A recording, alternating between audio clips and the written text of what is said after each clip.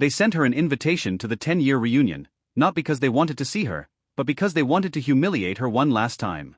Eloan Ashby, the girl they called the class loser, the girl they ignored, bullied, and laughed at. They imagined her walking in alone, embarrassed, proving she was still the nobody they remembered.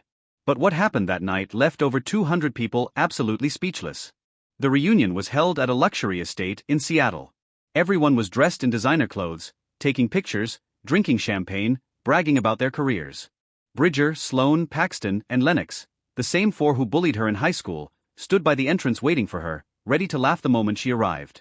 Inside, Eloan's old yearbook photo flashed on the big screen, and the entire room erupted in laughter. She was so weird.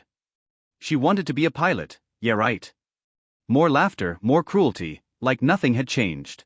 And then the ground began to shake. The music stopped. Glass rattled. People rushed outside, confused and scared. A powerful roar slammed through the air as wind tore across the lawn. An AH-64 Apache attack helicopter descended from the sky. Everyone froze. The door opened, and Eloan Ashby stepped out. She wasn't the shy, broken girl they remembered. She stood tall in a full U.S. Navy flight suit, helmet tucked under her arm, her uniform shining with real military insignia. Her crew saluted her with respect. She walked through the silent crowd, every step filled with confidence. People searched her name on their phones, and their faces changed instantly. She wasn't a loser. She was a decorated U.S. Navy pilot. A woman who had saved lives in combat. A woman honored with the Navy Cross. Eloan stopped in front of the four bullies. "You sent me an invitation," she said calmly. "So, I came." None of them could speak.